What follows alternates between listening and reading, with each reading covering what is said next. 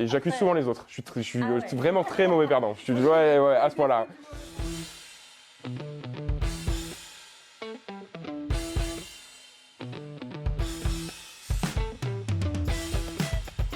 Pas d'accord. Le secteur banque assurance a toujours été justement au contraire pas mal présent dans tout ce qui est le sport. Donc en fait investir pour nous l'e-sport c'était quelque part quelque chose de naturel, aller voir, aller explorer quoi. Il y a plein d'acteurs de ce domaine-là qui sont présents même dans l'e-sport maintenant et justement c'est qui montrent la voie à suivre après le sport, l'e-sport.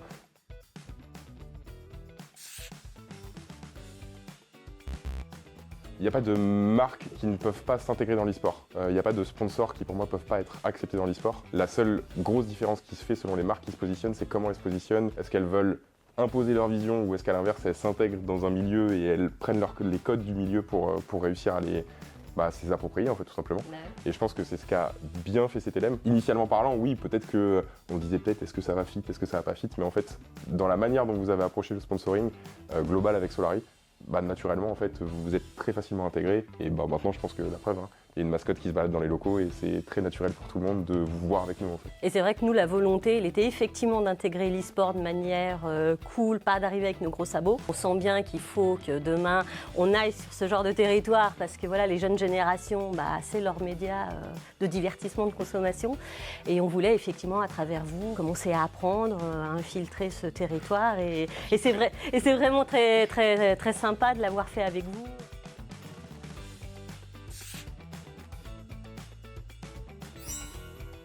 Pour des gens de l'extérieur, 90% en tout cas, quand on dit qu'on a un joueur pro sur un jeu, ça va être ouais mais enfin bon, il joue, c'est pas très représentatif, il est sur son PC toute la journée. Alors non, il n'est pas sur son PC toute la journée, il fait du sport, il a un chef, il a un diététicien, il s'entraîne évidemment le côté mécanique, le côté très technique de oui, il faut qu'il joue. Mais après, il y a tout un aspect aussi, un aspect stratégie, de re-regarder les moves qu'il a fait avec son équipe, comment ça se passe, d'avoir un coach, un analyste qui vont analyser qu'est-ce qu'il doit faire en jeu, lui expliquer. Donc non, il y a tout un...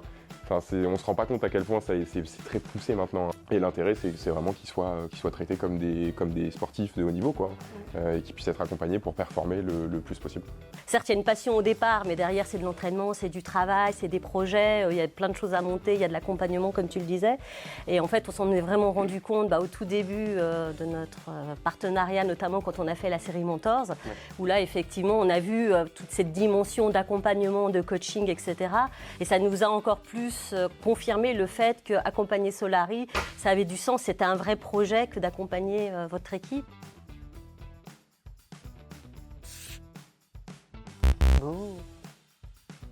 Nous, on a vu très vite que la moitié des gamers dans le monde, finalement, c'est bel et bien des femmes.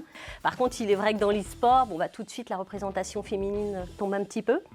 Ce qui est moins vrai ces dernières années, et notamment, en fait, c'est ça qui nous a aussi plu dans accompagner Solary et la Solary Academy, c'est effectivement, en fait, que vous ouvrez la voie au fait de pouvoir accompagner des femmes à vivre de leur passion du e-sport. Et c'est vraiment, nous, des valeurs au niveau de notre entreprise qu'on souhaite soutenir parce que c'est de l'inclusion et c'est normal que les femmes, maintenant, puissent aussi participer à tout ce qui est e-sport, quoi. Ouais, et ça rejoint un peu, en fait, la partie gamer professionnelle dont on parlait avant. Il y a tout un cadre aussi structurel que vont poser les éditeurs de jeux, typiquement nous sur la scène féminine League of Legends. Donc on a l'équipe académique qui est qualifiée, du coup, qui vient de se qualifier la semaine dernière pour la nouvelle ligue européenne qui est lancée par Riot Games, la ligue Game Changer. Et pour le coup, cette ligue-là, elle existe que depuis cette année, alors que en fait, des équipes féminines, il y en a depuis 5-6 ans. Nous, notre équipe féminine, elle existe depuis 3 ans maintenant. Et en fait, elle n'avait pas de vraie ligue dédiée pour elle, dans lesquelles elle pouvait s'exprimer, se montrer. Il n'y avait pas de médias qui couvraient les ligues, ou très peu. Il y a tout un tas de facteurs qui font que oui, ça prend du temps à développer, et il faut juste continuer dans ce sens-là, mais ça va déjà dans la bonne direction, quoi.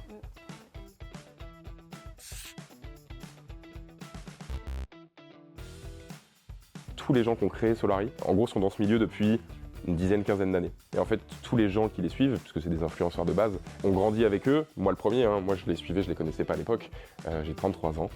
On a tous à peu près dans ces eaux-là en termes d'âge sur les actionnaires, les streamers, les influenceurs. Mais du coup, en fait, notre communauté a vieilli avec nous et continue de nous regarder. Donc en fait, nous, on a une communauté qui est très mûre, mature. Je voyais des gens tout à l'heure qui étaient en bas qui me demandaient j'ai 40 ans, c'est mon frère qui m'a pris la place, c'est trop bien, comment ça se passe. Enfin, je pense que, alors c'est sûr qu'il faut faire l'effort de venir s'intégrer, mais il y a beaucoup de gens qui ne sont pas forcément jeunes qui le font au fur et à mesure. Je pense que ça va continuer à être de moins en moins jeune, parce que comme tu le disais, les gamers de la première heure, toi en l'occurrence, vous vieillissez, et tu vas embarquer avec toi les gamers de demain, donc ouais, ça va être un beau melting pot intergénérationnel. De génération en génération, oui, c'est un peu comme le sport, ça se passe, et c'est un peu la même chose, je pense, pour l'e-sport. Ouais, puis j'ai vu qu'en fait, la moyenne d'âge du gamer en France, c'est 40 ans.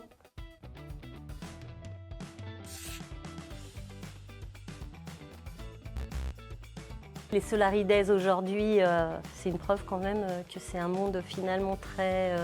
où il y a du lien qui a besoin d'être fait. Je les regardais tous, ils sont contents de se voir en plus. Il y a beaucoup de connivence aussi avec tous les streamers qui sont là. Enfin, donc on voit vraiment qu'ils viennent chercher du lien. L'e-sport, c'est quelque chose qui rassemble beaucoup.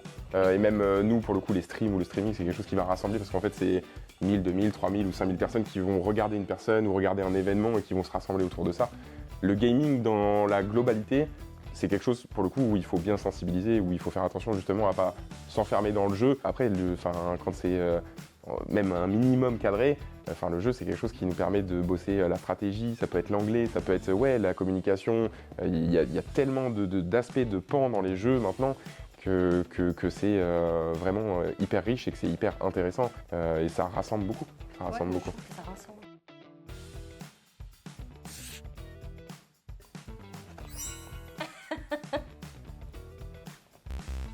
Ah ouais? Ok. Ah, moi je suis très très mauvais perdant. Jusqu'à hier ou avant-hier, j'ai fait un foot. Moi tous les jeux, tout, les sports, je suis très très mauvais perdant. Et il y a des gens dans cette salle qui le savent. Ouais, non, moi je suis pas comme toi. Enfin, au départ, je suis d'accord que je joue pour me faire plaisir, un peu pour gagner, mais bon, je passe vite à autre chose. C'est plus dans la vie de tous les jours où j'ai tendance, oui, si je fais du sport ou si je fais d'autres choses, ou des jeux vidéo, je peux être très mauvais perdant et plutôt accuser les autres que moi-même.